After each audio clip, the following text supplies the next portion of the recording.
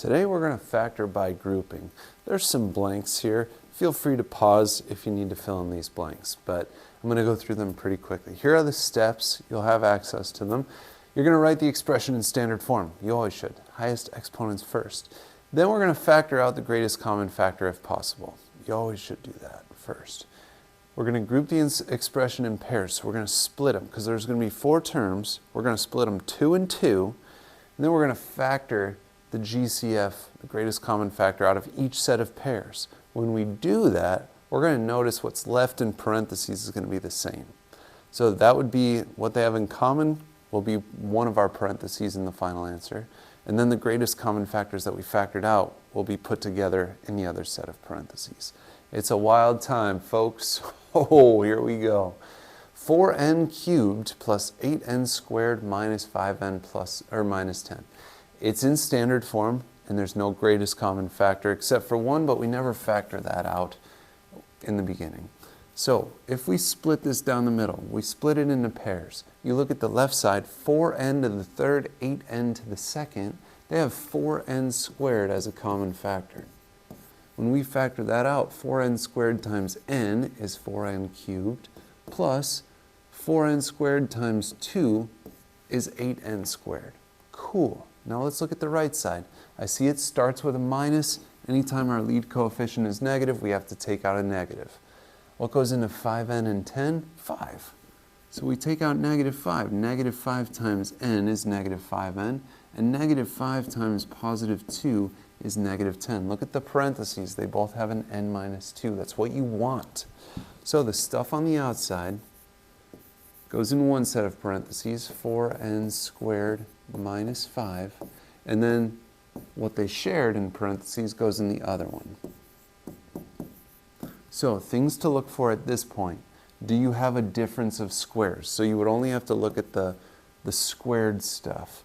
Now, I could square root 4n squared, but I can't square root 5. So I do not have a difference of squares. There is no further that we can go. This would be our final answer.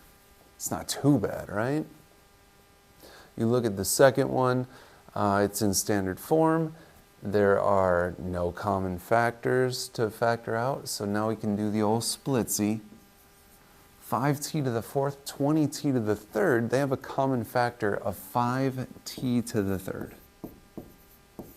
5t to the third times t is 5t to the fourth, and 5t to the third times 4 would give us the 20t to the third. You look at the right side, 6t and 24 have 6 as a common factor. So positive 6, 6 times t is 6t, 6 times 4 is 24. Good news, they both have the same thing in parentheses. So the stuff on the outside, 5t cubed plus 6 goes in one set of parentheses. The t plus 4 goes in the other. Check if you have a difference of squares. I don't, because that's not even a perfect square. It's t to the third. So we're all done right there. Let's see what else we got here. Oh, one for you to try. Great. We're going to do that together. No common factor to factor out right away, so we can split it into pairs. The left side has a w squared as a common factor, which leaves us with 2w plus 1. The right side I see starts with negative, so we'll factor out a minus. 14w and 7 has 7 as a common factor, which leaves us with 2w plus 1. Great, because that's what's in the other parentheses.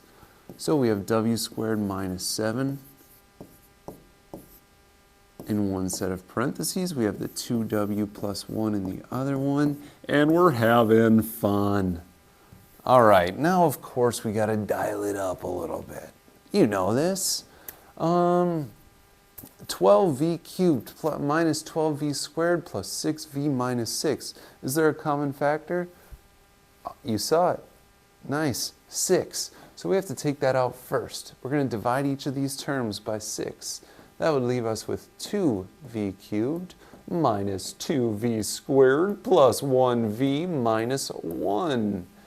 Now, a lot of kids can do that, and then in their final answer, they forget about that 6 at the end. So the way I avoid forgetting that, because I can be quite forgetful too, is I kind of create a little skeleton for the final answer, and I put the 6 there right away. Then I don't have to worry about it. So we'll split down the middle now. 2v cubed, 2v squared. 2v squared, that's a common factor. 2v squared times v is 2v cubed minus 2v squared times 1 is 2v squared.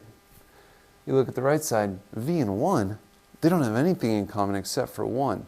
We do have to take out something, so we will actually take out a 1. So factored outside is 2v squared plus 1. The other set of parentheses, v minus 1. No difference of squares left. Done. That wasn't too bad. All right, so we're going to do one more together. Then you're supposed to try one. We'll just do that one together. And then I have an extreme example that I would like to try with you after this. All right, you look at this one. Common factor for 45m to the 4th, 9m to the 3rd, 30m squared, 6m. I notice they all have an m, and then the numbers in front are all divisible by 3. So we're going to factor out 3m first. 3 times 15 is 45. We need m to the 3rd there. Minus 3 times 3 is 9. We have m. We need m to the 3rd, so we need 2 more m's. Plus 3 times 10 is 30. We have m. We need it to be m squared, so times 10m. Minus 3 times 2 is 6, and we already have the m. So we'll have the 3m on the outside. Now we can ignore the 3m. So we look at our 4 terms, split them into pairs. The left side, 15m cubed minus 3m squared. They have a common factor of 3m squared. 3m squared times 5m gives us the 15m to the 3rd, and 3m squared times negative 1 gives us negative 3m squared. Let's look at the right side. 10m and 2 have 2 as a common factor. 2 times 5m is 10m, minus 2 times 1 is 2. So one set of parentheses here, we have 3m squared plus 2. The other set of parentheses, we have the 5m minus 1.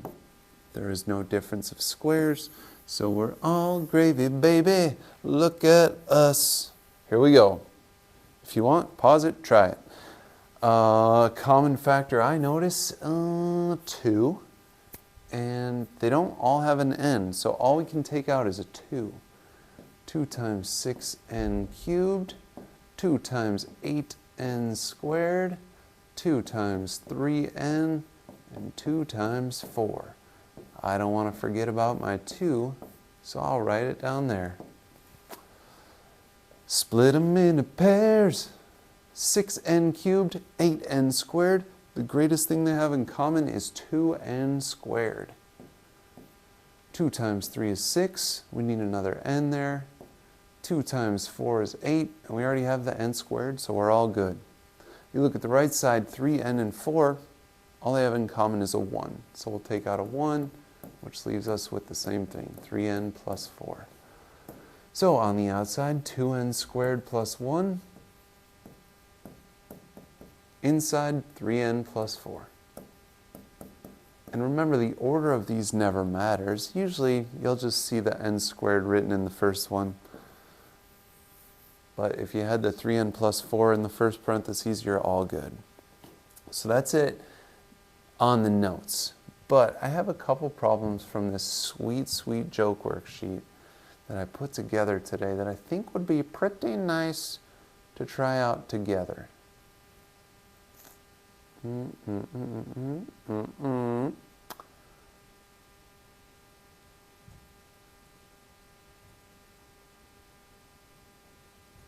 think 18 was the super brutal one.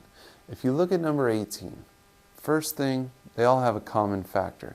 2 goes into all of those. So you would take that out first, which gives us 1x cubed plus 5x squared minus 25x minus 125.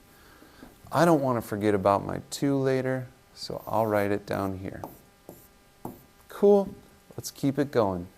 Split them into pairs. X cubed and 5x squared have an x squared in common, which leaves us with x plus 5. Right side starts with a minus. 25 goes into both of those. So if we factor out negative 25, we're left with x plus 5. So on the outside, I have x squared minus 25. So that would go in one of my parentheses. Inside, I have the x plus 5. Every other problem today, we were like, we're all done. But x squared minus 25, that's still a difference of squares. You could factor that still. That would factor to x plus 5 times x minus 5. And we'll bring down the other stuff. I brought down the 2. We'll bring down the x plus 5. So if you can get to that step, you're killing it. Here's something else I noticed. Look at this. X plus 5, it shows up twice. So here's how we're going to properly write this ridiculous problem. We got the 2. Since we have x plus 5 twice, we're going to say that's x plus 5 squared. Ooh. And then we had that x minus 5 as well. That has every trick in the book right there. And it was so much fun.